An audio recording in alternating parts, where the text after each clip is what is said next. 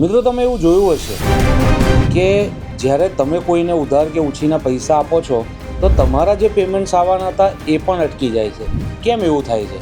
આજે એનું સિમ્પલ કારણ તમને જણાવું કે જ્યારે માં લક્ષ્મીએ એવું વિચાર્યું કે મારે આની લાઈફમાં નથી જવી અને તમે ઉપરવટ થઈને એ માણસને પૈસા આપો છો, ભલે ઉધાર ના આપો છો કે ગમે તે, રાઈટ? તો તમે માં લક્ષ્મીએ જે પ્લાન એ વ્યક્તિ માટે ઘડ્યો છે તેમાં રૂકાવટ પેદા કરી રહ્યા છો.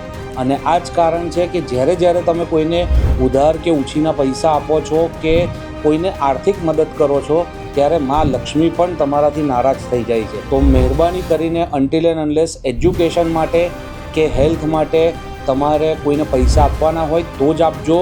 બાકી બીજા કારણોસર કોઈને ઉછીના પૈસા આપશો તો તમારા પેમેન્ટ્સ પણ ડિલે થવાના જ છે. ધન્યવાદ.